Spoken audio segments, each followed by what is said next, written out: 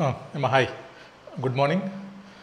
ఇవాళ మనం financial రిపోర్టింగ్లో consolidation చూద్దాం. ఈ క్లాస్ నేను యూట్యూబ్లో అప్లోడ్ చేస్తాను. కన్సాలిడేషన్ మొత్తం చేసేస్తాను యూట్యూబ్లో. ఎందుకు చేస్తున్నానంటే, ఎవరైతే సిఏ ఫైనల్ పిల్లలు, సిఎంఏ ఫైనల్ పిల్లలు సిఎఫ్ఆర్లో బాగా స్ట్రగుల్ అవుతున్నారు, అవునా? అసలు సిఏ ఫైనల్ పిల్లలు ముఖ్యంగా ఎప్పటి నుంచి కన్సాలిడేషన్ వస్తుంది? నవంబర్ 2023 నుంచి వరుసగా 3 ఎగ్జామ్స్లో మీకు కన్సాలిడేషన్ ఎగ్జామ్స్లో ఇచ్చాడు. 14 మార్కుల క్వశ్చన్స్. 3 అటెంప్ట్లో తెలుగు పిల్లలు ఎవరూ కూడా దాన్ని ముట్టుకోవట్లేదు. ముట్టుకున్నా ఏదో ఒక 5 మార్కులు 4 మార్కులు, ఎవరికి కూడా ఫుల్ ఫ్లెడ్జ్డ్ క్వశ్చన్ చేయలేదు ఎవరు కూడా. ఇంకా చాలామంది అయితే కన్సాలిడేషన్ వదిలేశారు మొన్న అటెంప్ట్కి. ఎందుకు? 2 టైమ్స్ ఇచ్చాడు కదా, మళ్ళీ ఇవ్వడానికి రేపు కూడా ఇస్తాడు మళ్ళీ. హూ నోస్, కన్సాలిడేషను రేపు కూడా మళ్ళీ ఇవ్వచ్చు. కాబట్టి కన్సాలిడేషన్ వదిలిపెట్టకుండా చేయండి. One of the easiest chapter. ఇంకా సిఎంఏ ఫైనల్ అంటారా? మీ సిఎఫ్ఆర్లో జూన్లో ఇచ్చాడు, అవునా? మన నవంబర్లో ఇచ్చాడు. కన్సాలిడేషన్ చాలా చాలా ఇంపార్టెంట్ చాప్టర్. కాబట్టి ఎవరైతే సిఏ పిల్లలు సిఎంఏ ఫైనల్ పిల్లలు ఉన్నారో, మీరు ఈ ఒక్క క్లాస్ వినండి ఫస్ట్. ఇప్పుడు నా దగ్గర ఐప్యాడ్ లేదు, కలర్ఫుల్ బుక్స్ లేవు, ఓకే, మీకు చూడటానికి అంత ఇంట్రెస్ట్ రాకపోవచ్చు. ఏంటిరా బాబు కలర్ఫుల్ కనపట్లేదు, ఓకే, ఒక్క 1 అవర్ ఓపిక బట్టి ఈ ఒక్క క్లాస్ చూడండి. అసలు కన్సాలిడేషన్ ఎంత సింపుల్ మీకు అర్థమవుతుంది. అప్పుడు మీరు రియలైజ్ అవుతారు, ఇన్ని డేస్ మేము ఏం తప్పులు చేసాం. మీకేం చెప్పారు మీ ఇండేస్ గురువులు, లేదా 15 సంవత్సరాల ఎక్స్పీరియన్స్ ఉన్న సో కాల్డ్ ఫ్యాకల్టీసు మీకు కన్సాలిడేషన్ ఎలా నేర్పించారు, మిమ్మల్ని ఎలా భయపెట్టారు, మీరు ఎందుకు చాయిస్ తీసుకుంటున్నారో మీకు అర్థమవుతుంది. ఓకేనా? ఒక్క క్లాస్ వినండి చాలు. ఎందుకు? కన్సాలిడేషన్ చాప్టర్ మొత్తం అప్లోడ్ చేస్తాను. నవంబర్ 24 ఎగ్జామ్ క్వశ్చన్ కూడా క్లాస్లో చేపిస్తాను మీతోటే. జూన్ 24, డిసెంబర్ 24 సిఎఫ్ఆర్ క్వశ్చన్ కూడా చేపిస్తాను క్లాస్లో. అప్పుడు మీరు రియలైజ్ అవుతారు, ఓకే, ఇంత సింపుల్ టాపిక్ని వదిలేసి 14 మార్క్స్ పోగొట్టుకున్నామని. ఓకేనా? రైట్, స్టార్ట్ చేద్దామా? మనం ఫస్ట్ కన్సాలిడేషన్ చేసే ముందు అసలు కన్సాలిడేషన్ టాపిక్లో ఇండేస్ 110లో అసలు ఐసిఏ వాడు కావచ్చు లేదా సిఎంఏ వాడు కావచ్చు, ఒక స్టూడెంట్ నుంచి ఎన్ని రకాల టాపిక్స్ నేర్పించాలి అనుకుంటున్నాడు.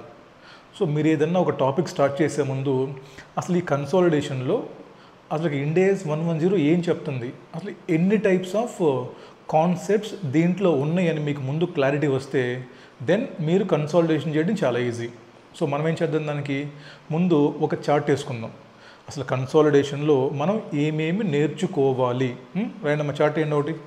మన దగ్గర కాన్సెప్ట్ నోట్స్లు, క్వశ్చన్ బుక్ ఆన్సర్లు ఏమి ఉండవు. నోట్స్ రాయండి. రాశారా చిన్నప్పుడు అంత నోట్స్? అందుకే సిఏ ఇంటర్ మీరు త్వరగా పాస్ అయ్యారు. సిఏ ఫైనల్కి వచ్చేసరికి క్వశ్చన్లు, ఆన్సర్లు, కాన్సెప్ట్ నోట్స్లు మీ చేతికి పని లేకుండా పోయింది. మరి ఎగ్జామ్ రాయాలిగా పాపం, రాయండి. కాబట్టి రాయండమ్మా. ఇండేస్ 110. దీంట్లో మనం ఎన్ని రకాల టాపిక్స్ మనం దీంట్లో చదువుకోవాలి. First, calculation of NCI or minority interest. ఏంటి ఎన్సి అంటే? Non controlling interest or minority interest. దీంట్లో మళ్ళీ 2 టైప్స్ ఉంటాయమ్మా. On date of acquisition, on date of consolidation. On date of acquisition and on date of consolidation. మళ్ళీ on date of ఎక్విజిషన్లో కూడా మళ్ళీ మీరు ఇక్కడ మీకు 2 వేస్ ఉంటాయి. ఒకటి as per Ind AS 103 business combinations, లేదా యాజ్ పర్ ఇండేస్ 110. మీరు మైనారిటీ ఇంట్రెస్ట్ క్యాలిక్యులేట్ చేయాలంటే మీరు ఫస్ట్ ఏంటి, డేట్ ఆఫ్ ఎక్విజిషన్ రోజు కనుక్కోవాలి, డేట్ ఆఫ్ కన్సాలిడేషన్ రోజు కనుక్కోవాలి. డేట్ ఆఫ్ ఎక్విజిషన్ రోజు కనుక్కోవడానికి మళ్ళీ మీకు 2 మెథడ్స్ ఉంటాయి.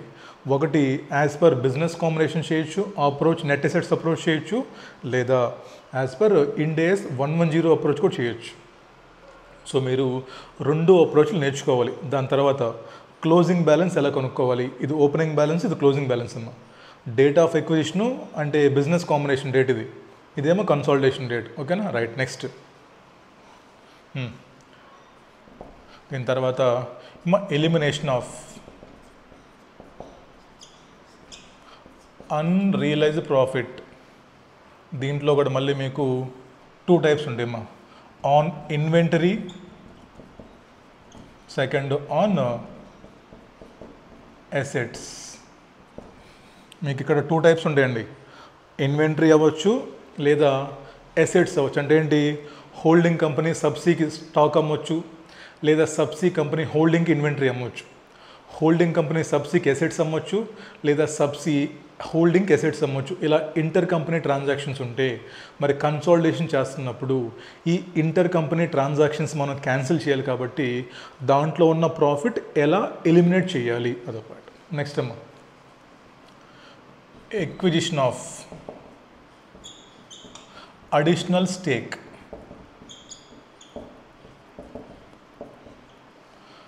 ఇప్పుడు ఫర్ ఎగ్జాంపుల్ హోల్డింగ్ దగ్గర 60% ఉంది, ఇంకొక 10% కొనొచ్చుగా, మళ్ళీ ఇంకొక 20% కొనొచ్చుగా, మళ్ళీ అలా అడిషనల్గా స్టేక్ పర్చేస్ చేస్తే దాన్ని ట్రీట్మెంట్ ఏం చేయాలి. నెక్స్ట్ అమ్మ, ఎక్విజిషన్ చూసాం కదా, సెల్లింగ్. ఇప్పుడు sale of stake. Sale of స్టేక్లో మళ్ళీ మనకి 2 కాన్సిక్వెన్సెస్ రావచ్చు. మీరు సేల్ చేయటం వల్ల మీ కంట్రోల్ లూజ్ అయిపోవచ్చు. అంటే ఏంటి, మీ స్టేక్ 50% కానీ తగ్గొచ్చు. ఫర్ ఎగ్జాంపుల్ మీ దగ్గర 80% స్టేక్ ఉంది, 80లో మీరు 40 అమ్మేశారు, మీకు ఎంత మిగిలింది, ఇంకా 40 మిగిలింది. మరి 40 మిగిలితే ఏంటి, మీకు కంట్రోల్ పోయిందా. So loss of control.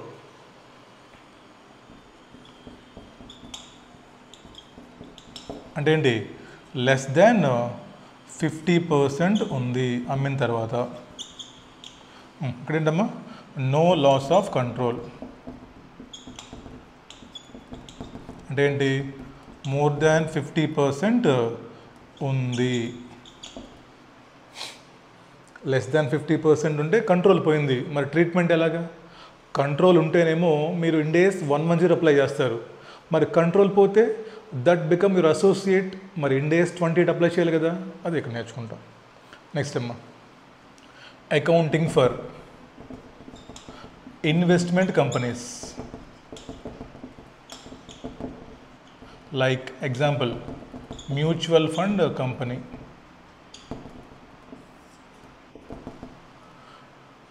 Mutual fund companies ఉంటాయి కదా, ఏం చేస్తాయి అవి, వేరే కంపెనీలో ఇన్వెస్ట్మెంట్ చేస్తాయి. మరి మ్యూచువల్ ఫండ్ కంపెనీస్ కూడా వేరే కంపెనీలో స్టేక్ ఎక్వైర్ చేస్తున్నారు కదా, మరి ఇలా మ్యూచువల్ ఫండ్ కంపెనీ కూడా వేరే కంపెనీస్లో స్టేక్ ఎక్వైర్ చేస్తే మరి వాళ్ళకు కూడా మీరు ఇండేస్ 103, ఇండేస్ 110 అప్లై చేయాలా, అప్లై చేయాల్సిన అవసరం లేదా అని చూద్దాం. ఏంటి సార్ అన్నీ చెప్పారు కానీ మెయిన్ పార్ట్ చెప్పట్లే అనుకుంటున్నారా, ఇప్పుడు రాసుకోండి. కన్సాలిడేషన్ ప్రొసీజర్ ఇక్కడ చదువుకోవాలి మీరు. లాస్ట్ అమ్మ, consolidation procedure.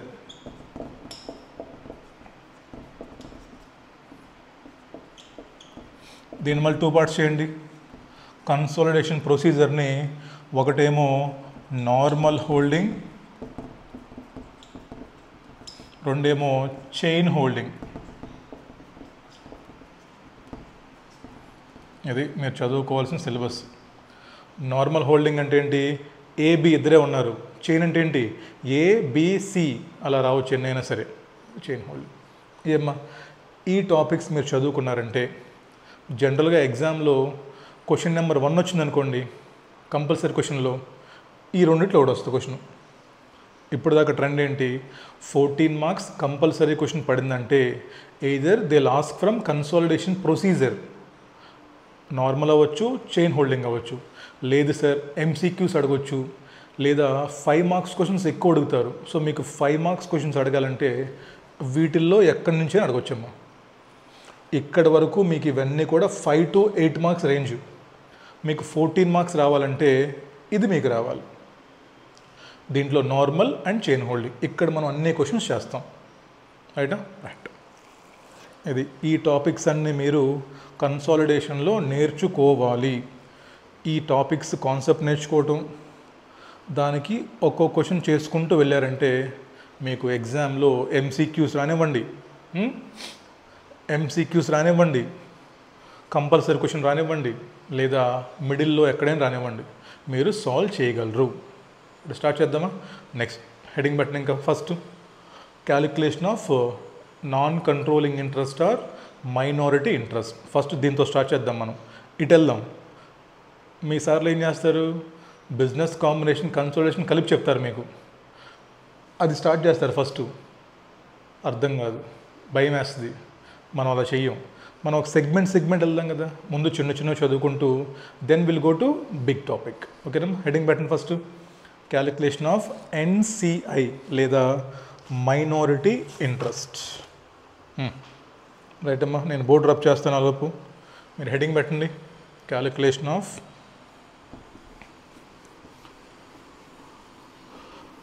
Business combinations consolidation. 20 marks confirm అండి ఎగ్జామ్లో. అది ఎంసీక్యూసా డిస్క్రిప్టివా తెలియదు, కానీ 20 మార్క్స్ మాత్రం sure shot వస్తాయమ్మా.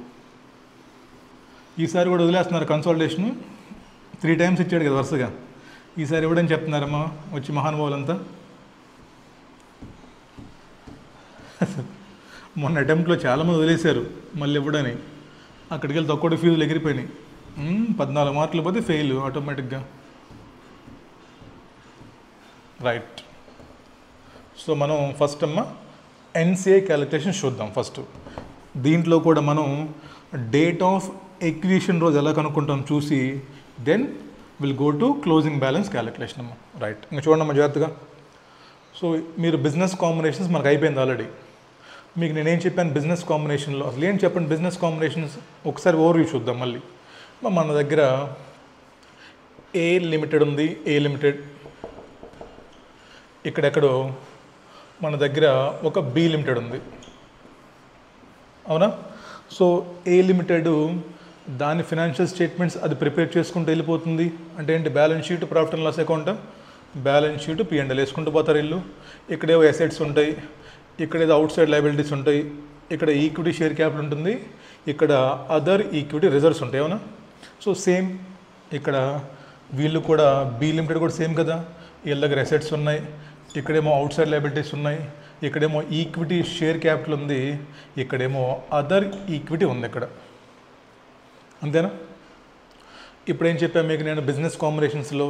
Sir for example B లిమిటెడ్లో ఏ లిమిటెడ్ 80% స్టేక్ పర్చేస్ చేశారు. అంటే ఏంటి మీనింగు? ఈక్విటీ షేర్ క్యాపిటల్లో వాళ్ళు 80% కొనేశారు. అంతేనా చేసింది మనం? సో మీరు ఆ కంపెనీలో 80% కొనటం అంటే ఏంటి? ఆ కంపెనీకి మార్కెట్లో ఉన్న ఈక్విటీ షేర్స్లో మీరు ఆ ఈక్విటీ షేర్ హోల్డర్స్ దగ్గర నుంచి మీరు 80% స్టేక్ ఎక్వైర్ చేశారు. అంతేనా మీనింగ్? అప్పుడేం చేసాము? ఇంకా ఎప్పుడైతే మీరు ఈ కంపెనీని 80% ఎక్వైర్ చేసేసారో మరి కంట్రోల్ మీకు వచ్చేసింది కదా, మోర్ దెన్ 50%. మరి ఇప్పుడు ఏంటి? బి లిమిటెడ్ నేమ్ తీసేసి ఏం చేయాలి మనం? ఏ లిమిటెడ్లో కలుపుకోవాలి తెచ్చి. మరి మనం ఎక్వైర్ చేసినప్పుడు ఈ కంపెనీ బ్యాలెన్స్ షీట్ మొత్తాన్ని తీసుకొచ్చి మనలో కలుపుకుంటాం కదా. అప్పుడు ఏం చేస్తాం మనం బిజినెస్ కాంబినేషన్స్లో? సార్ మనం ఒక కన్సాలిడేటెడ్ బ్యాలెన్స్ షీట్ ప్రిపేర్ చేసాం. ఏంటి సిబిఎస్ చెప్పండి sir? Assets of A plus assets of B, liabilities of A plus liabilities of B, తర్వాత equity share capital of A plus number of equity shares issued to equity share holders of B limited. అదే మీరు రాసింది equity share capital of A plus ఈ equity share capital రాస్తారా? No. ఏం రాస్తారు? Purchase కన్సిడరేషన్లో ఎంతైతే మీరు నెంబర్ ఆఫ్ షేర్స్ వాళ్ళకి ఇష్యూ చేశారో అదే మీరు రాసుకుంది.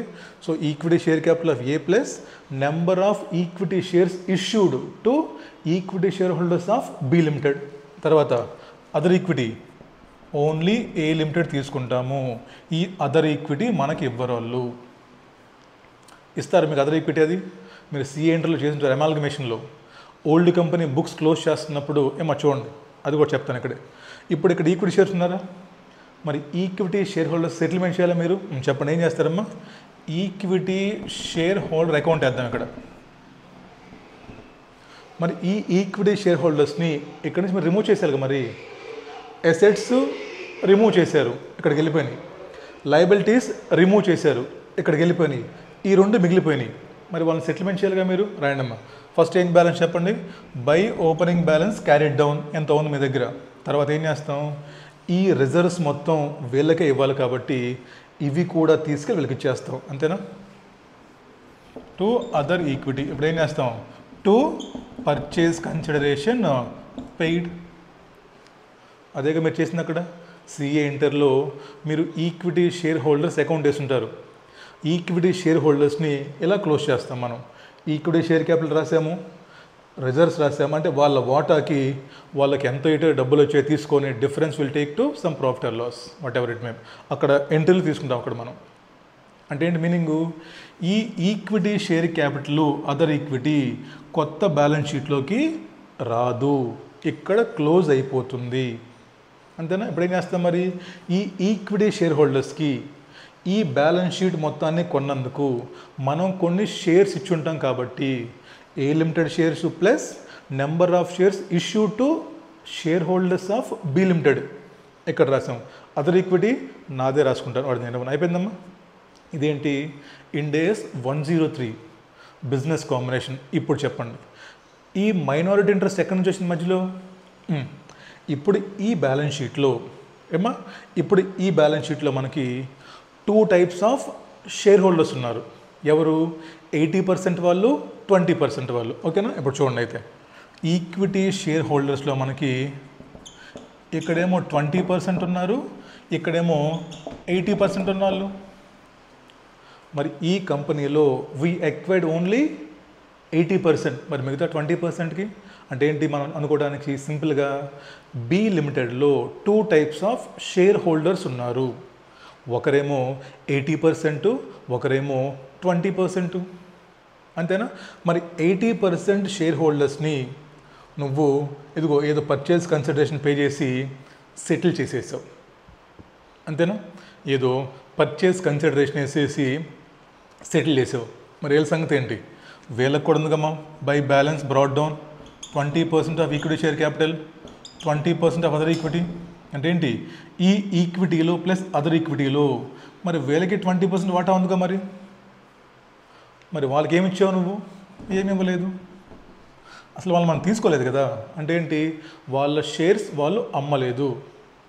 మరి వీళ్ళ పరిస్థితి ఏంటి, వీళ్ళంటే సెటిల్ చేసావు, వాళ్ళు క్లోజ్ అయిపోయారు. సో కాబట్టి వీళ్ళని ఈ బ్యాలెన్స్ షీట్లోకి నువ్వు తీసుకోవట్లేదు. అంతేనా. ఈ ఈక్విటీ షేర్ హోల్డర్స్కి సెటిల్మెంట్ చేసాం కాబట్టి వాళ్ళని మనం కన్సాలిడేటెడ్ బ్యాలెన్స్ షీట్లోకి తీసుకోవట్లేదు. మరి వీళ్ళ సంగతి ఏంటి పాపం. మరి ఈ 20%కి న్యాయం చేయటం ఎలా. మరి ఈ 20%కి నువ్వేమైనా ఈక్విటీ షేర్ ఇష్యూ చేసావా, ఏమైనా క్యాష్ ఇచ్చావా. వాళ్ళు షేర్లు అమ్మట్లేదు నీకు.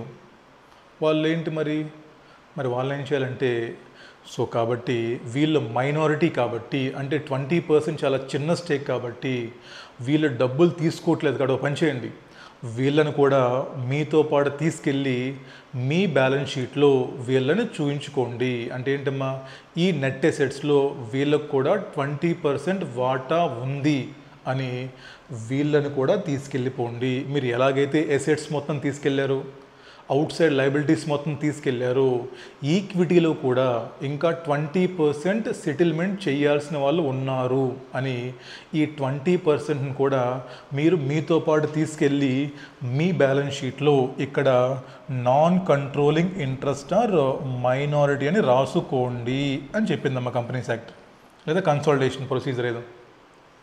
న్యాయమా కదా మీరు చెప్పండి. ఇప్పుడు మరి 80% సెటిల్మెంట్ చేశారు, వాళ్ళ ఇంటికి వెళ్ళిపోయారు. మరి 20% ఇక్కడ నిల్చో ఉన్నారు కంపెనీ దగ్గర బోర్డు పట్టుకొని జస్టిస్ చేయండి మాకని. మరి 20% పరిస్థితి ఏంటి ఇప్పుడు. మరి వాళ్ళకేమో డబ్బులు ఇవ్వట్లేదు, మీరు వాళ్ళు షేర్లు అమ్మమంటున్నారు, మేము షేర్లు అమ్మం, మాకు కంపెనీలో షేర్స్ కావాలి అంటున్నారు. మరి ఈ 20%కి న్యాయం చేయాలంటే ఏం చేయాలి మీరు. ఓ పని చేయండి రా, అరే గోల్ చేయకండి మీరు ఓ పని చేయండి. బెస్ట్ ఎగ్జాంపుల్ అమ్మా, ఒక ఇన్స్టిట్యూట్ ఉంది, ఇంకొక ఇన్స్టిట్యూట్ ఉంది. ఆ ఇన్స్టిట్యూటు ఇక్కడ టేక్ ఓవర్ చేసేసింది. ఓకేనా, ఇక్కడ టేక్ ఓవర్ చేసేసింది. సో ఇక్కడ టేక్ ఓవర్ చేసేటప్పుడు కొంతమంది ఫ్యాకల్టీస్కి డబ్బులు ఇచ్చి పంపించేసింది సెటిల్మెంటు. కొంతమంది ఫ్యాకల్టీస్ స్టూడెంట్స్ వెళ్ళట్లేదు. మేము వెళ్ళాం, మా ఇన్స్టిట్యూట్ మాకు కావాలని గోల్ చేస్తున్నారు. అప్పుడు ఏం చేస్తారు వాళ్ళు? రే మీరు గోల్ చేయమాకండ్రా, మీరు పని చేయండి, మీరు కూడా మాతో పాటు వచ్చేయండి మా ఇన్స్టిట్యూట్కి. ఎవరైతే మిగిలిపోయారో ఒకరిద్దరు, మీరు కూడా మాతో పాటు వచ్చేయండి అని తీసుకెళ్ళి వీళ్ళ బ్యాలెన్స్ షీట్లో liabilities side equity share capital కింద రాసుకుంటారు తీసుకెళ్ళి. అంతేనా మరి? సో కాబట్టి వీళ్ళని కూడా తీసుకెళ్ళి మీరు ఇక్కడ రాసుకోవాలి. కాబట్టి మీరు నాన్ కంట్రోలింగ్ ఇంట్రెస్ట్ కనుక్కోవాలి. మరి ఏంటి సార్ నాన్ కంట్రోలింగ్ ఇంట్రెస్ట్ అంటే? ఏమా వీళ్ళు ఓనర్సే, వీళ్ళు కూడా ఓనర్స్. ఎంత పర్సెంట్ ఓనర్స్? వీళ్ళు 20కి. సో వీళ్ళు ఓనర్సే, but they have no control. Control means more than 50% ఉండాలి. కాబట్టి non controlling interest. They had interest in company, but they cannot control the decisions of board of directors. So కాబట్టి వీళ్ళని కూడా మీరు తీసుకెళ్ళి ఓ పని చేయండి, మీ బ్యాలెన్స్ షీట్లో రాసుకోండి అని మీకు చెప్తారు. So this is what happens ఎన్సిఐ. Okay sir, అర్థమైందమ్మా? అసలు ముందు నేర్చుకోండి అసలు ఎన్సిఐ అంటే ఏంటి, వాళ్ళని మీ బ్యాలెన్స్ షీట్లో ఎందుకు రాస్తున్నారు అది మీరు తెలుసుకుంటే క్యాలిక్యులేషన్ పార్ట్ చాలా చిన్నదమ్మా. అర్థమైందా? అసలు నాన్ కంట్రోలింగ్ ఇంట్రెస్ట్ అంటే ఏంటి, వాళ్ళని మీరు కన్సాలిడేషన్ బ్యాలెన్స్ షీట్లో ఎందుకు రాస్తున్నారు అనేది మీకు అర్థమైందంటే క్యాలిక్యులేషన్ చిన్న ఈజీ. రైటా? నెక్స్ట్ అమ్మ అయిపోయింది ఇప్పుడు. ఓకే సార్, వీళ్ళని మేము తీసుకొచ్చి ఇక్కడ రాసుకుంటామండి, బట్ అమౌంట్ ఎంత రాయాలి, అమౌంట్ ఎంత రాయాలి అని అడిగితే మీకు నేను బిజినెస్ కాంబినేషన్ చెప్పాను. మనకి 2 మెథడ్స్ ఉంటాయని. ఒకటేమో పిఎస్ఎన్ఏ మెథడు, రెండేమో ఫెయిర్ వాల్యూ మెథడ్. ఏంటమ్మా పిఎస్ఎన్ఏ అంటే? ఈ నెట్ అసెట్స్లో ఏంటమ్మా చెప్పండి, ఈ నెట్ అసెట్స్లో ఎంత వాటా ఉంది వాళ్ళకి? 20%. మీరు స్టెప్ నెంబర్ 4లో కనుక్కుంటాం కదా నెట్ అసెట్స్. సో ఈ నెట్ అసెట్స్లో 80% నాది, 20% నీది. అంటే ఏంటమ్మా? ఒకటి యూ కెన్ రైట్ పిఎస్ఎన్ఏ మెథడ్. రెండేం చెప్పాము? Fair value method. అంటే ఏంటి? నెంబర్ ఆఫ్ షేర్స్ ఎన్నైతే ఉన్నాయో మైనారిటీ వాళ్ళ దగ్గర, అది ఇంటూ ఫెయిర్ వాల్యూ. సో మీరు క్యాలిక్యులేషన్ చేయాలంటే అంటే మన నెట్ అసెట్స్లో మొత్తం ఇదిగో చెప్పండి, ఈ కంపెనీ బ్యాలెన్స్ షీట్లో నెట్ అసెట్స్ అంటే ఏంటి? అసెట్స్ మైనస్ అవుట్ సైడ్ లయబిలిటీసా? మరి అసెట్స్ మైనస్ అవుట్ సైడ్ లయబిలిటీస్లో ఇద్దరున్నారు వాటాదారులు. ఒకడేమో 80% వాడు, ఈయన సెటిల్ చేసాం. ఇంకోడేమో 20% వాడు, వీడు ఒప్పుకోవట్లేదు సెటిల్మెంట్కి. పని చేయండి అయితే. సో వీడి వాటా ఇక్కడ 20% ఆఫ్ నెట్ అసెట్స్ అని రాసేయండి. ఇది ఒక మెథడు. ఇది వద్దంటే ఏం చేస్తాం? మనకి మొత్తం ఈ కంపెనీలో 1 lakh shares, number of shares, దాంట్లో 80,000 క్లోజా, ఇంకా 20,000 షేర్ హోల్డర్స్ మిగిలిపోయారు. మరి ఇప్పుడు వీళ్ళ వాల్యూ నీకు కావాలంటే 20,000 shares into fair value of B limited on date of acquisition నీకు ఇస్తాడు క్వశ్చన్లో. అంటే ఏంటమ్మా? Either you have 2 options. You can take your proportionate share of net assets, or you can record it fair value of equity share on date of acquisition. అయిపోయింది కదా? అంతే. ఇక్కడ తీసుకొని రాసేస్తాం ఇది. సో ఓపెనింగ్ బ్యాలెన్సు మీరు ఇలా కనుక్కున్నారు. డేట్ ఆఫ్ ఎక్విజిషన్ రోజు మైనారిటీ ఇంట్రెస్ట్ అంటే ఏంటి, ఎందుకు రాస్తున్నాము, రాస్తే ఎంత అమౌంట్ రాయాలి, ఆ అమౌంట్ మీరు ఎలా కనుక్కోవాలి అంటే ఇది హిస్టరీ మొత్తం. We had 2 methods, PSNA method, fair value method. ఇదంతా ఏంటమ్మా? ఈ PSNA and fair value method we had discussed in Ind AS 103. మరి ఇండేస్ 110లో కూడా నాన్ కంట్రోలింగ్ ఇంట్రెస్ట్ కనుక్కోవటానికి వేరే మెథడ్ ఏమన్నా చెప్పారా అంటే yes, there is another method to compute non controlling interest. ఏంటయ్యేదంటే మీరు చెప్పండి అమ్మా సింపుల్గా. ఇప్పుడు ఏం చేస్తున్నాం మనం? బి లిమిటెడ్ బ్యాలెన్స్ షీట్లో ఈ 20% షేర్ హోల్డర్స్కి వాటా ఎంత, అంతేనా? ఈ బ్యాలెన్స్ షీట్లో ఈ 20% ఈక్విటీ షేర్ హోల్డర్స్కి వాటా ఎంత? దీన్ని మీరు 2 విధాలుగా చెప్పొచ్చు. ఎలా అమ్మా?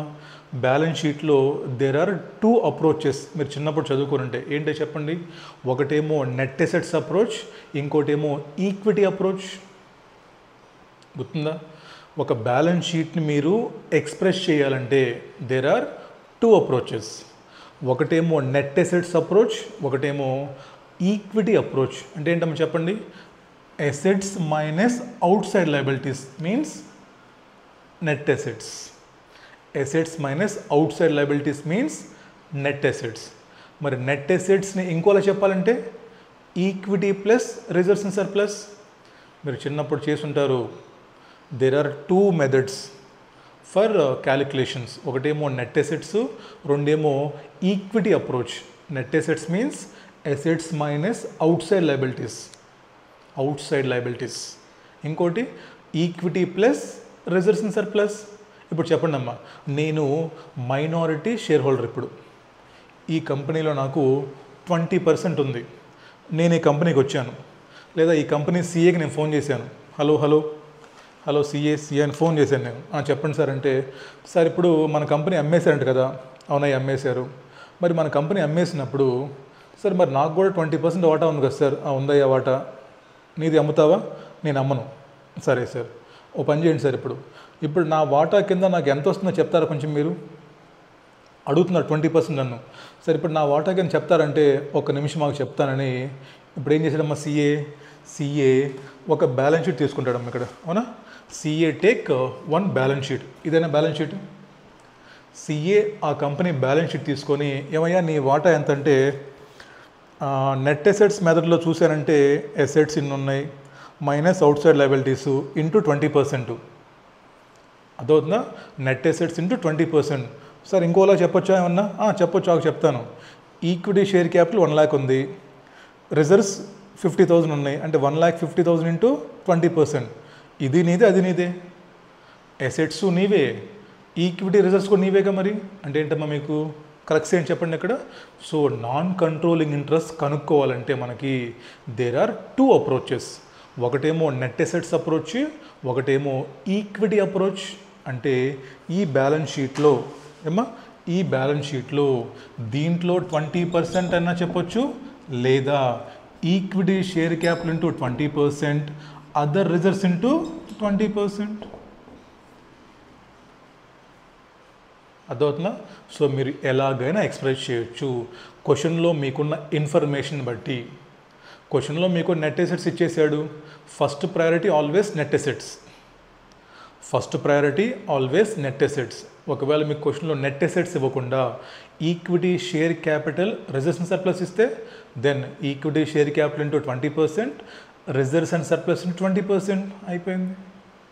So this is method of calculation of NCI. ఎప్పుడు ఇది? On date of acquisition. So మళ్ళీ క్లోజింగ్ NCI ఎలా కనుక్కుంటాం అనేది మనం నెక్స్ట్ చూద్దాం. ప్రస్తుతానికి ఇక్కడ దాకా రాసుకోండి అమ్మా. Calculation of NCI on date of acquisition.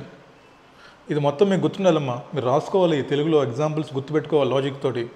Okay, తొడిపోయినా రైట్.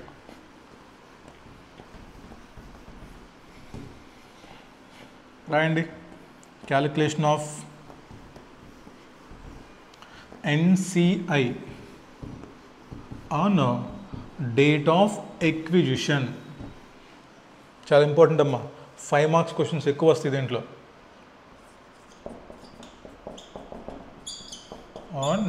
దీన్ని 2గా డివైడ్ చేయండి ఒకసారి. యాజ్ పర్ ఇండ్ AS 103, ఇక్కడ యాజ్ పర్ ఇండ్ AS 110. దీన్ని మళ్ళీ డివైడ్ చేయండి 2 విధాలుగా. We had 2 methods. అంటే మాది proportionate share of net assets or fair value method. దీనికి చెప్పండి ఎలా కనుక్కుంటారు? Net assets of B limited into 20%. అంతే కదా. ఇక్కడ number of shares of minority interest into fair value of B limited. Either మీరు అసెట్స్లో వాటా తీసుకోండి, లేదా మీ షేర్స్ యొక్క ఫెయిర్ వాల్యూ తెలిస్తే అది రాసుకోండి. ఇదేం చెప్తాం Ind AS 110 ప్రకారం అండమ్మా, equity share capital into 20%, other equity into 20%. ఇది యూ హ్యాడ్ 2 అప్రోచెస్, ఇలా చెప్పొచ్చు అలా చెప్పొచ్చు, బట్ ఫస్ట్ ప్రయారిటీ ఇదమ్మా, రాసుకోండి ఇక్కడ. This is first priority.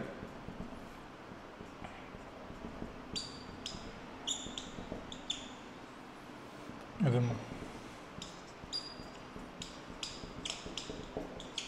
For example క్వశ్చన్లో మీకు నెట్ అసెట్స్ ఇచ్చాడు, ఈక్విటీ రిజర్వ్స్ ఇచ్చారు, ఏది తీసుకుంటారు? Net assets only. క్వశ్చన్లో మీకు నెట్ అసెట్స్ ఇన్ఫర్మేషన్ లేనప్పుడు మాత్రమే మీరు ఇది వాడుకోవాలి. రాసుకోండి ఇక్కడ తెలుగులో కింద రాసుకోండి అమ్మా. క్వశ్చన్లో both net assets and equity and other reserves ఇచ్చారు,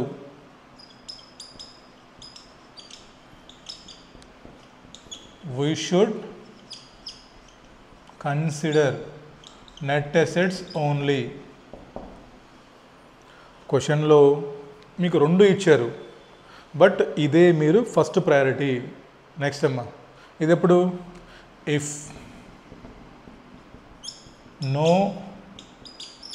information regarding net assets on date of acquisition. మీకు కానీ క్వశ్చన్లో వాడు నెట్ అసెట్స్ ఇవ్వకపోతే డేట్ ఆఫ్ ఎక్విజిషన్ రోజు మీరు ఈ మెథడ్ మీరు యూజ్ చేయవలను. ఇదమ్మా ఏంటిది? Opening NCI. ఇది date of acquisition means opening balance. ఇది అది ఇంత సింపుల్, ఇది ఏముండదు, అన్నీ వాడే ఇస్తాడు మీకు. నెట్ అసెట్స్ ఇస్తాడు, లేదా number of shares fair value ఇస్తాడు, లేదా Ind AS 110 ఇవి ఇస్తాడు. మీకు ఐడియా ఉందనుకోండి ఏది ఎందుకు చేస్తున్నామో, చాలా సింపుల్. అయిపోయిందా? Next will go to calculation of closing balance of NCI on date of consolidation. And next ఇంకా calculation of closing balance of NCI, date of acquisition after 1 year consolidation చేయాలి మనం. మేడం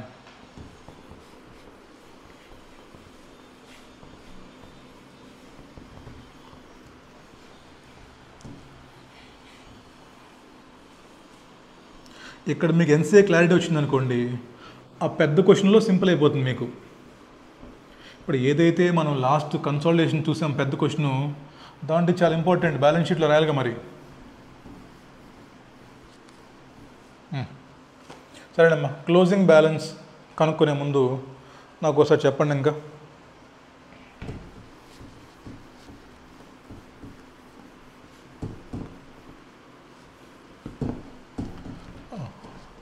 ఇప్పుడు ఏం జరిగింది చెప్పండి. ఇందాక A లిమిటెడ్ ఉంది, B limited ఉంది. దీంట్లో 80% ఎక్వైర్ చేసాము. Ind AS 103 ప్రకారము CBS ప్రిపేర్ చేసాము, అయిపోయింది. నెక్స్ట్ ఏంటి? ఇద్దరు కలిసిపోయారు, ఒక అమ్మాయి ఉంది, ఒక అబ్బాయి అన్నాడు, పెళ్ళి చేసుకున్నారు ఇద్దరు. ఏమో మ్యారేజ్ అయింది, చుట్టాలంతా వచ్చారు, పెళ్ళి హడావుడి చేశారు, పెళ్ళి అయిపోయింది. నెక్స్ట్ ఏంటి? అమ్మాయి జాబ్కి అమ్మాయి వెళ్ళిపోతుంది, అబ్బాయి జాబ్కి అబ్బాయి వెళ్ళిపోతాడు. సో పెళ్ళయింది కదా అని అమ్మాయి జాబ్ మానేస్తుందా? పెళ్ళి అయింది కదా అని అమ్మాయిలు జాబ్ మానేస్తారా? నో. అంటే మీనింగ్ ఏంటి ఇక్కడ నేను చెప్తుంది? B లిమిటెడ్ A లిమిటెడ్లో కలిసిపోయింది కదా అని B లిమిటెడ్ క్లోజ్ అవ్వదు. బెస్ట్ ఎగ్జాంపుల్, బిగ్ బాస్కెట్ని టాటా లిమిటెడ్ ఎక్వైర్ చేశారు, but still Big Basket run అవుతుందా? Big Basket has been acquired by Tata limited. అప్పుడు మరి బిగ్ బాస్కెట్ క్లోజ్ అవ్వాలి కదా, మరి ఎందుకు కంటిన్యూ అవుతుంది? ఏం జరిగింది అప్పుడు? జస్ట్ ఓనర్స్ మారిపోతారు. బిగ్ బాస్కెట్లో ఉన్నటువంటి ఓనర్షిప్ మారిపోతుంది, కానీ బిగ్ బాస్కెట్ కంపెనీ క్లోజ్ అవ్వదు. ఏమో బ్లింకిట్ ఉంది, జొమాటో ఎక్వైర్ చేసినట్టుంది బ్లింకిట్ని, జెప్టోని, వాటిని, అవి ఇంకా రన్ అవుతున్నాయిగా. మరి ఏం జరిగింది అక్కడ? సార్ బిజినెస్ కాంబినేషన్ జరిగినప్పుడు కంపెనీస్ క్లోజ్ అవ్వండి, కంపెనీస్ని ఓనర్షిప్ మారిపోతుంది. దాని మీనింగ్ ఏంటంటే ఇప్పుడు సో B లిమిటెడ్ పని B లిమిటెడ్ చేసుకుంటూ పోతుంది, ఏ లిమిటెడ్ పని ఏ లిమిటెడ్ చేసుకుంటూ పోతుంది. ఇది మీకు ముందు క్లారిటీ ఉండాలి.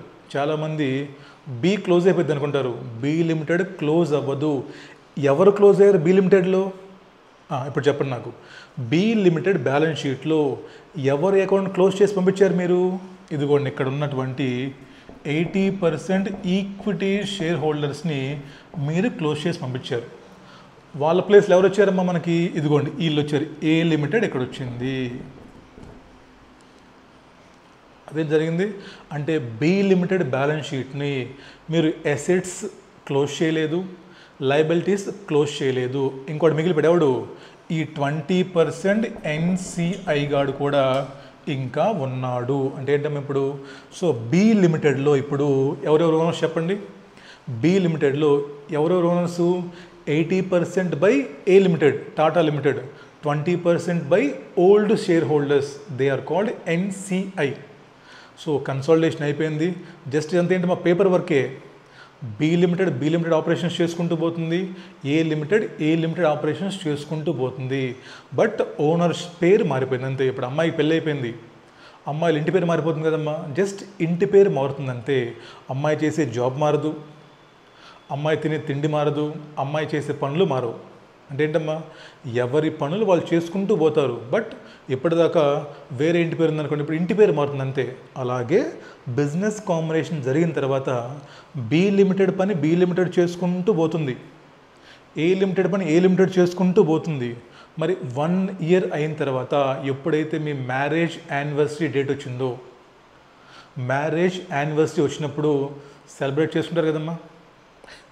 తప్పదు, చేసుకోకపోతే విడాకులు చేస్తారు. చేయండి సెలబ్రేట్ చేస్తాం కదా. సో ఎలాగైతే మీరు పెళ్ళైన తర్వాత 1 yearలో మీ మ్యారేజ్ యానివర్సరీ సెలబ్రేట్ చేసుకొని మీ వైవాహిక జీవితంలో ఈ 1 yearలో మీరు ఏం చేశారని ఎలాగైతే మీరు అనలైజ్ చేసుకుంటారో, అలాగే ఏ లిమిటెడ్ కూడా ఎక్విజిషన్ చేసిన తర్వాత 1 yearలో, ఎక్విజిషన్ జరిగిన 1 year తర్వాత నువ్వు కూడా మళ్ళీ బి లిమిటెడ్ తీసుకొని అసలు దీంట్లో పరిస్థితి ఏంటి, ఏం చేస్తున్న బిజినెస్, ఎంత సంపాదించింది, అసెట్స్ ఎలా ఉన్నాయి అని నువ్వు కూడా నీ పొజిషన్ ఒకసారి చెక్ చేసుకోవాలి. That is consolidation. So business combination is marriage date, consolidation means anniversary date. 1 year తర్వాత మీరు చెక్ చేసుకుంటున్నారు. మళ్ళీ 1 year తర్వాత హస్బెండ్ అండ్ వైఫ్ ఎలాగైతే సెలబ్రేట్ చేసుకొని ఏమన్నా మనం మార్పులు చేర్పులు చేసుకోవాలా, లైఫ్ ఎలా ఉందని చెక్ చేసుకుంటారో, అలాగే ఏ లిమిటెడ్ కూడా బి లిమిటెడ్ ఎక్వైర్ చేసిన 1 year తర్వాత మీరు బి లిమిటెడ్ని చెక్ చేసుకుంటున్నారు. సో కాబట్టి ఈ 1 year పాటు బి లిమిటెడ్ కూడా బిజినెస్ చేసిందిగా. మరి బి లిమిటెడ్ బిజినెస్ చేసిందంటే మరి బి లిమిటెడ్ కూడా ఎంతో కొంత సంపాదిస్తుంది మా డబ్బులు. ఎందుకు ఇన్వెస్ట్ చేసావు? ప్రాఫిట్స్ కోసమే కదా. సో మరి ఎప్పుడైతే బి లిమిటెడ్ ప్రాఫిట్ సంపాదిస్తుందో, మరి బి లిమిటెడ్ ప్రాఫిట్ సంపాదిస్తుంది. మనం ఒకసారి ఓల్డ్ స్టైల్కి వెళ్దాం. ప్రాఫిట్ అండ్ లాస్ అకౌంట్లో దేర్ ఆర్ 2 parts ప్రజెంట్ కదమ్మా, ఓల్డ్ పార్ట్స్. ఒకటేమో ప్రాఫిట్ అండ్ లాస్ అకౌంటు, రెండేమో P&L అప్రోప్రియేషన్ అకౌంట్. అంతేనా? ఇక్కడేమో ప్రాఫిట్స్ చూపిస్తారు, ఇక్కడేమో డివిడెంట్ పెయిడా లేదా ట్రాన్స్పోర్ట్ రిజర్వ్స్ చూపిస్తారు. అంతేనా? ఇప్పుడు చెప్పండి, మరి బి లిమిటెడ్ బిజినెస్ చేసుకుంటూ పోతుంది. ఫర్ ఎగ్జాంపుల్ బి లిమిటెడ్ ఏం చెప్పిందంటే, నేను 10 lakhs ప్రాఫిట్స్ సంపాదించాను అని చెప్పిందమ్మా బి లిమిటెడ్. మరి బిజినెస్ చేయాలి కదా. బి లిమిటెడ్ ఒక 10 lakhs ప్రాఫిట్ సంపాదించింది. ఇప్పుడు 31st March 2025, ఆఫ్టర్ 1 year. ఇప్పుడు నాకు చెప్పండి, ఈ 10 lakhs ఎవరివి? బి లిమిటెడ్ సంపాదించిన ప్రాఫిట్లో ఎవరిది వాటా? ఏముంది సార్, ఇద్దరే ఉన్నారు. ఒకడేమో ఏ లిమిటెడ్, ఒకడేమో ఎన్సిఐ. వీడికేమో 80%, వీడికేమో 20%. వీడింకా వీడింకా బతికే ఉన్నాడు.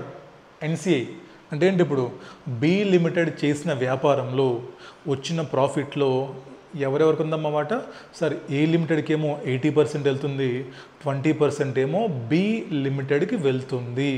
సో వాళ్ళు ఈ కన్సర్న్ ప్రాఫిట్స్ తీసుకెళ్ళి వాళ్ళ ఇన్వెస్ట్మెంట్స్ని వాళ్ళు రీమెజర్ చేసుకోవాల పని లేదా? Yes sir.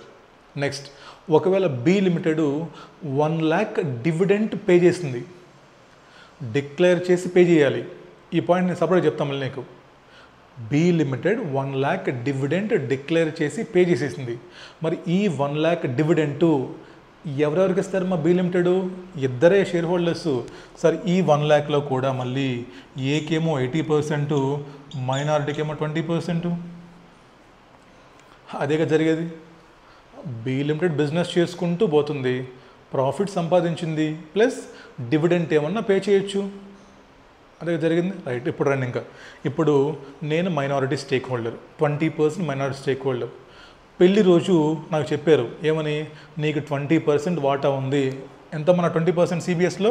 ఇక్కడ నా 20% ఫర్ ఎగ్జాంపుల్ ఏమో 5 lakhs రాశారు. నాన్ కంట్రోలింగ్ ఇంట్రెస్ట్ అని చెప్పేసి ఇక్కడ 5 lakhs రాశారు. ఎప్పుడు? ఓపెనింగ్ రోజు. మళ్ళీ 1 year అయిపోయింది. మళ్ళీ నేను ఫోన్ చేశాను ఇప్పుడు ఎవరికి? సిఏకి. హలో సార్, 1 year అయిపోయింది కదా, మరి బి లిమిటెడ్ బిజినెస్ చేసింది కదా, మరి నాకేమన్నా ప్రాఫిట్స్ వచ్చాయా దాంట్లో అంటే, వచ్చాయి బాబు, ఇదిగో బి లిమిటెడ్ 10 lakhs సంపాదించింది, దాంట్లో నీకు 20% వచ్చింది. అంటే ఏం చేస్తాను చెప్పండి అమ్మా, ఈ 20% నాదేగా మరి, సో ఈ 2 lakhs కూడా నాదే. ప్లస్ బి లిమిటెడ్ ఒక 1 lakh డివిడెండ్ డిక్లేర్ చేసి పే చేసింది, నాకెంత వస్తుంది దాంట్లో? 20%. సో ఇంకొక 20,000 రూపీస్ నాదేగా. ఇప్పుడు చెప్పండి నా క్లోజింగ్ బ్యాలెన్స్ ఎంత?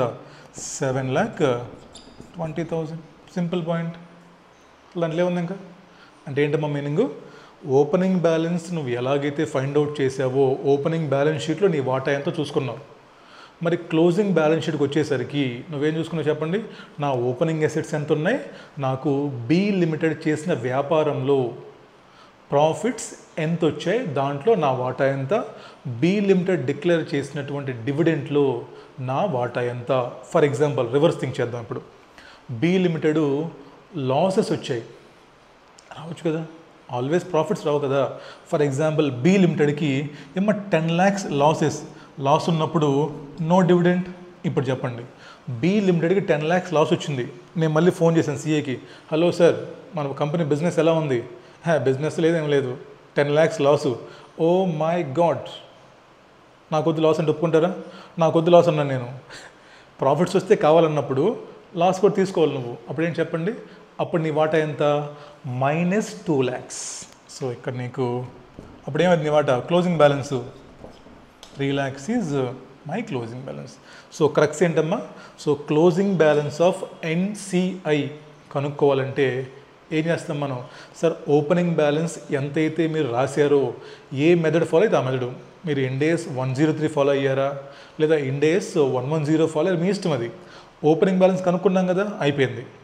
Next after 1 year marriage anniversary రోజు ఓపెనింగ్ బ్యాలెన్స్కి ఏం చేస్తామమ్మా? ప్రాఫిట్స్ ఉంటే ప్రాఫిట్స్లో వాటా ఇచ్చేస్తాం, లాస్ ఉంటే లాస్లో వాటా కూడా లెస్ చేస్తాం. నెక్స్ట్ డివిడెండ్స్ ఏమైనా పే చేస్తే వాళ్ళ డివిడెంట్ వాళ్ళకి ఇచ్చేస్తాము. So this is nothing but calculation of closing balance of NCI. చాలా సింపుల్, రాసుకోండి అమ్మా. Closing balance of NCI equal to రాయండి, opening balance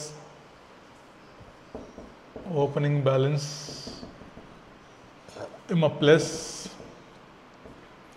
profit share in B limited minus loss in రాయండి అమ్మా, లాస్ షేర్ ఇన్, ఇంకేమొస్తాయి మనకి? Dividend రావచ్చుగా, plus dividend paid into 20% అన్నీ ఇంటూ 20%.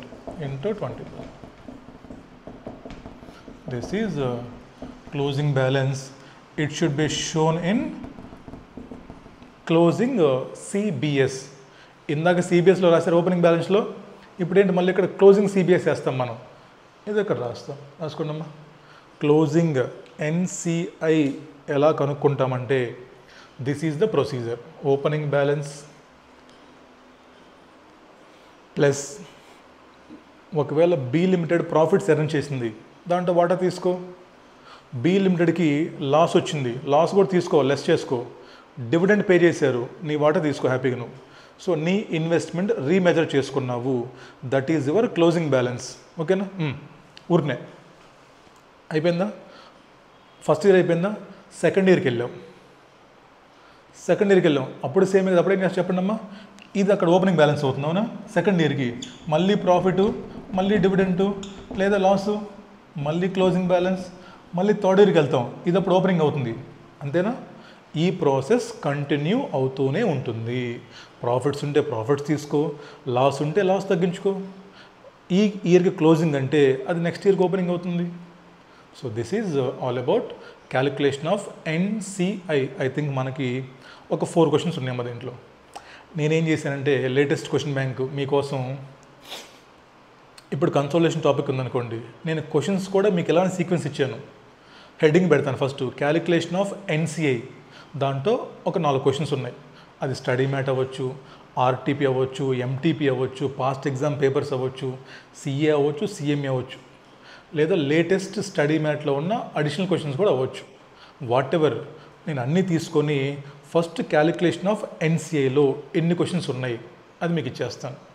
సో మీరు అప్పుడు ఇంకెత్తుకోవాల్సిన పని లేదు కదా. రైట్, ఓకేనమ్మా. రైట్, ఇది చేస్తే మీరు ఇప్పుడు క్వశ్చన్స్ చేద్దాం. ఇంకా రైట్ చేయండి అమ్మా, క్వశ్చన్స్ చేద్దాం.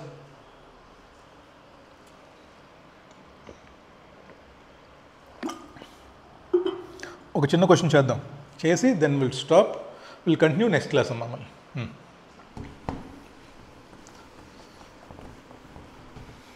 క్వశ్చన్స్ ఇంపార్టెంట్ అమ్మా, 5 మార్క్స్కి వస్తాయి. చాలా ఈజీ ఎప్పుడు ఇలా క్లారిటీ ఉంటే మీకు. ఇఫ్ నో క్లారిటీ బట్టి వేస్తే క్వశ్చన్ పోయిద్దమ్మా, 5 మార్కులు గోవింద. ఊరికి వచ్చే మార్కులు పోగొట్టుకోమాకండే.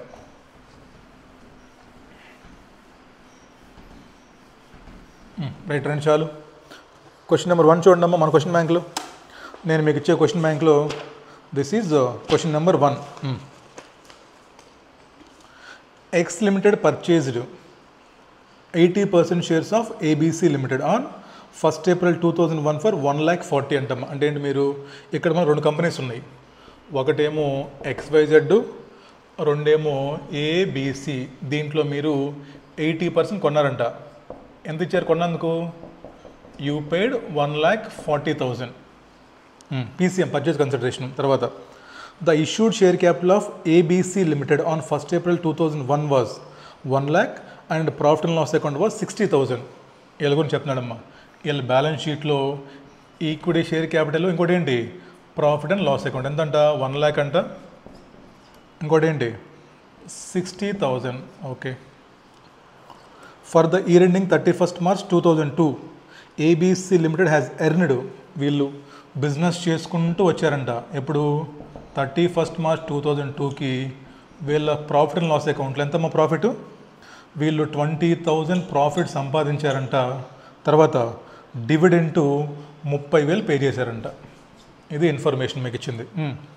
The fair value of identifiable net assets, ఇది కూడా ఇచ్చాము ఇక్కడ నీకు. Opening balance fair value of INA ఎంత అంటే 1,50,000.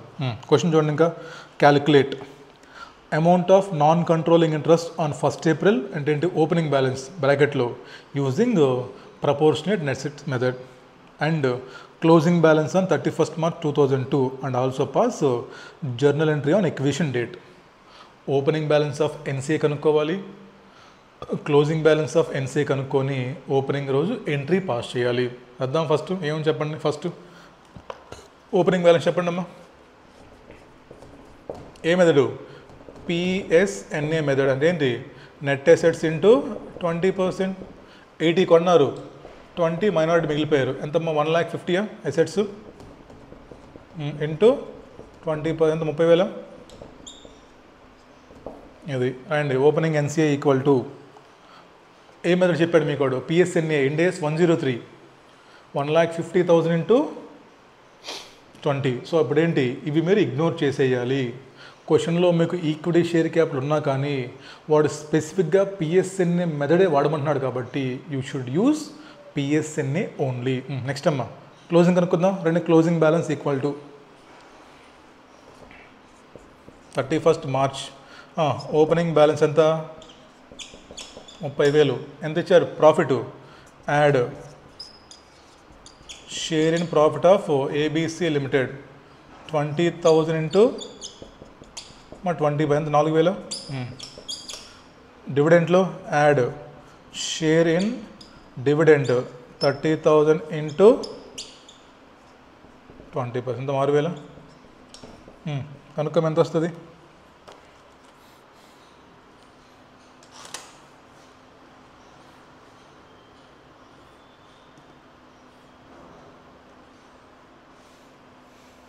$40,000. రైట్. మా డివిడెండ్ పాయింట్ నేను చెప్తాను మీకు, చాలా ఇంపార్టెంట్ పాయింట్ డివిడెండ్. ఇక్కడ డివిడెండ్ పాయింట్ స్టార్ మార్క్ వేసుకోండి ఇక్కడ. తర్వాత చూద్దాం డివిడెండ్ పాయింట్. ప్రస్తుతానికి డివిడెండ్ పెయిడ్ అనుకోండి, అది dividend paid by ABC limited. అది చాలా ఇంపార్టెంట్ పాయింట్ అని చెప్తాను నేను. బట్ సీక్వెన్స్ ఏంటి మనకి ఇప్పుడు? ఓపెనింగ్ ఎంత, ప్రాఫిట్లో వాటా ఎంత, డివిడెంట్లో వాటా ఎంత, అయిపోయిందా? ఎంట్రీ చెప్పండి. ఓపెనింగ్ రోజు ఎంట్రీ మీకు రావాలంటే మీరు బిజినెస్ కాంబినేషన్ చదవండాలి. ఎంట్రీ ఏం పాస్ చేసి చెప్పండి. Net assets account debit 1,50,000. 2 ఇంకేమున్నాయి మీకు? లయబిలిటీస్ ఏమైనా ఉన్నాయా? లేవు సార్. ఎన్సీఏ లయబిలిటీ తీసుకున్నారు. మరి వీళ్ళ బ్యాలెన్స్ షీట్లో నుంచి వీఆర్ టేకింగ్ నెట్ అసెట్స్. అవునా? ఎంట్రీ పాస్ చేయండి అమ్మా. Identifiable net assets account debit 1,50,000. Right. ఇంకేమున్నాయి? You are taking NCI also కదా. మరి లయబిలిటీ తీసుకుంటున్నావు కదా, క్రియేట్ లయబిలిటీ 2 ఎంత మా లయబిలిటీ ఓపెనింగ్? 30,000. నెక్స్ట్ ఎంత పే చేస్తున్నావు క్యాష్ వాళ్ళకి? 2 క్యాష్. పీసీఎం ఇది ఎంత? 1 lakh. సో 1,70,000 క్రెడిట్లో ఉంది, 1,50,000 డెబిట్లో ఉంది. కాబట్టి డిఫరెన్స్ ఏంటమ్మా? గుడ్ విల్ ఎంతది? 20,000. రైట్. ఈ ఎంట్రీ మీకు అర్థం కావాలంటే మీరు బిజినెస్ కాంబినేషన్ చాప్టర్ చూసి ఉండాలి. అక్కడ చాలా సింపుల్గా చెప్పాను. ఎంట్రీ అసెట్స్ వచ్చే డెబిట్, లయబిలిటీ వచ్చింది ఎన్సీఏ లయబిలిటీ, క్రెడిట్, వాళ్ళు క్యాష్ పే చేసావు 2 cash, good will balancing figure. Right. Right. Entry కూడా రాయండి. Identifiable net assets account debit 1,50,000. 2 NCI 30 opening balance, opening రోజు అడిగింది. 2 cash PC paid 1,40,000. Difference taken to good will balancing figure 20,000. Right. ఇప్పుడు ఆగండి ఇంకా. So dividend point ఒకటి చెప్తాను, జాగ్రత్త గుర్తుపెట్టుకోండి మీరు. దానికి నేను సపరేట్గా ట్రీట్మెంట్ చేయిస్తాను, ఎగ్జాంపుల్ చేపిస్తాను. బట్ డివిడెండ్ ఇక్కడ ఏం చెప్పాడు చూడండి ఒకసారి క్వశ్చన్లో. డివిడెండ్ ఒకసారి క్వశ్చన్ చూడండి. For the year ending 31st March 2002, ABC Limited has earned profit of 20,000 and later on it declared and paid dividend of 30,000. మనకి డివిడెండ్ డిక్లేర్డ్ అండ్ పేడ్ ఉందమ్మా. Dividend as per Ind AS will be recognised only when approval by the share holders is received in the annual general meeting. మరి పైన declared and పేడ్ ఉంది. వీడు ఇక్కడ dividend తీసుకోలేదమ్మా క్వశ్చన్లో, తప్పు కదా. మరి డివిడెండ్ డిక్లేర్డ్ అండ్ పేడ్ ఇక్కడ. So declared and paid dividend of ఇంత కరెక్టేనమ్మా. ఇక్కడ ఆన్సర్ తప్పదు క్వశ్చన్లో. క్వశ్చన్లో క్లియర్గా ఏం చెప్పాడు? డివిడెంట్ డిక్లేర్డ్ అండ్ పెయిడ్ అని చెప్పేశాడమ్మా. అంటే ఏంటి? యాక్చువల్గా డిక్లేర్ చేసి పే చేశారు. ఇక్కడ ఏం చేశాడు? బుక్లో అతుల గర్వాలు ఒకటి ఆ బుక్నా అటు తీసుకోవాలి. డివిడెంట్ కింద నోట్ రాశాడు, dividend will be taken only when share holders approval received అంట. మరి అప్రూవల్ రిసీవ్ అవ్వకుండా నువ్వు డిక్లేర్డ్ అండ్ పెయిడ్ ఎలా చేస్తావు? ఇప్పుడు ఏం చెప్పాడు పైన క్లియర్గా? Dividend has been declared and paid. అంటే ఏంటి? యాక్చువల్గా పేమెంట్ జరిగిపోయింది కాబట్టి నువ్వు తీసుకోవచ్చు. దిస్ ఈజ్ కరెక్ట్ ఆన్సర్ అమ్మా. డిక్లేర్డ్ అండ్ పెయిడ్ ఇది. సో ఏంటి సార్ డిఫరెన్స్ అంటే, డివిడెంట్ అనేది 2 టైప్స్ ఉంటాయమ్మా. ఏంటి ప్రాసెస్ చెప్పండి first. So dividend first board మీటింగ్లో బోర్డ్ ఆఫ్ డైరెక్టర్స్ ముందు వాళ్ళు ప్రపోజ్ చేసుకుంటారు. అవునా? ప్రపోజ్ చేసిన తర్వాత ఏజిఎంకి వెళ్ళి అక్కడ వాళ్ళు ఫినాన్షియల్ స్టేట్మెంట్స్తో పాటు ప్రపోజల్ పెడతారు. అంటే ఏంటి? డివిడెంట్ అక్కడ వాళ్ళు డిక్లేర్ చేస్తారు. అంతేనా? ఈ డిక్లేర్ చేసిన డివిడెంట్ని ఆ ఏజిఎంలో ఉన్నటువంటి ఈక్విటీ షేర్ హోల్డర్స్ ఎప్పుడైతే అప్రూవ్ చేస్తారో, అంతే కదమ్మా, ఎప్పుడైతే ఓఆర్ పాస్ చేసి ఎప్పుడైతే దాన్ని అప్రూవ్ చేస్తారో then that become actually paid కింద తీసుకుంటాం. అంతేగాని జస్ట్ క్వశ్చన్లో కానీ మీకు డివిడెంట్ డిక్లేర్డ్ అని ఇస్తే అదొక డిఫరెన్స్. జస్ట్ డివిడెంట్ డిక్లేర్డ్ అది ఇంకా నీకు యాక్చువల్గా పేమెంట్ జరగలేదు. అలాంటప్పుడు ఇక్కడ నువ్వు డివిడెండ్ తీసుకోకూడదు, బికాజ్ అది జస్ట్ డివిడెండ్ డిక్లేర్డే, ఇంకా పే చేయలేదు. అదే డివిడెండ్ డిక్లేర్డ్ అండ్ పేడ్ అంటే డిక్లేర్ చేశారు, పే చేశారు. మరి పే చేస్తే నీకు డబ్బులు వచ్చాయి కదా. నువ్వు పే చేసినప్పుడు నీ ఇన్వెస్ట్మెంట్కి పెంచుకోవాలి కదా. మరి బ్యాంక్ అకౌంట్ డెబిట్ ఇన్వెస్ట్మెంట్ రాసుకుంటావు కదా నువ్వు. మరి నీ ఇన్వెస్ట్మెంట్ పెంచుకో. నీకు డివిడెండ్ వచ్చినప్పుడు you should increase your investment కదా. Take your investment. So dividend declared and paid కాబట్టి దాన్ని ఇక్కడ వీడు రాంగ్ ఆన్సర్ చేసినట్టున్నాడమ్మా. నేను ఒకసారి చెక్ చేసి మళ్ళీ మీకు చెప్తాను ఈ పాయింట్. ఎందుకంటే డివిడెండ్ పాయింట్ నేను సపరేట్గా మళ్ళీ మీకు డీల్ చేపిస్తాను. అది చాలా ఇంపార్టెంట్ పాయింట్. ఓకేనమ్మా. మళ్ళీ నెక్స్ట్ క్వశ్చన్లో తీసుకున్నాడు. మళ్ళీ నెక్స్ట్ క్వశ్చన్లో ఓపెనింగ్ ఎన్సీఏ తీసుకున్నాడు ప్లస్ డివిడెండ్ తీసుకున్నాడు. మళ్ళీ dividend as per Ind AS will be recognise only when approval by share holders received in the general meeting. అవును.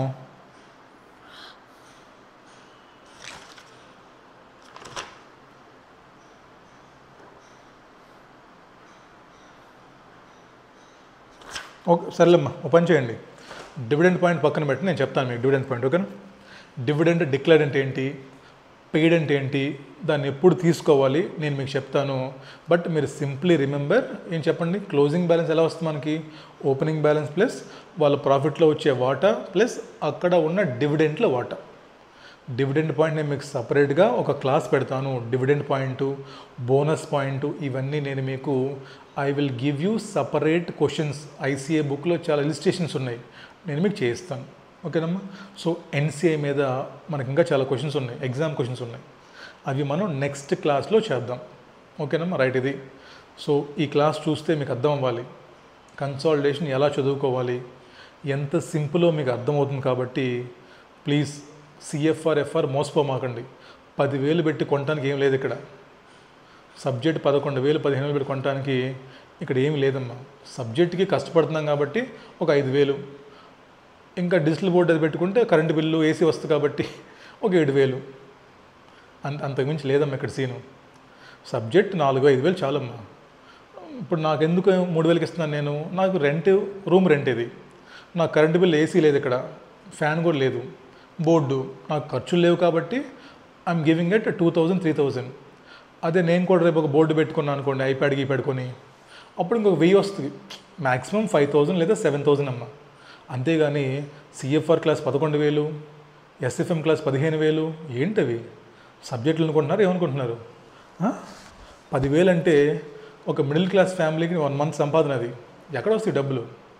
వాడు సిఏ ఫైనల్కి సబ్జెక్ట్ 15,000 పెట్టాలంటే గ్రూప్ 1కి 50,000 కావాలి. ఇప్పుడు నీకు గ్రూప్ 1కి నీకు 50,000 కావాలి కొనడానికి. ఎక్కడ తెస్తాడు మీ నాన్న? మీ నాన్న ఎక్కడ తెస్తాడు? 50,000 అప్పు తీసుకురావాలి.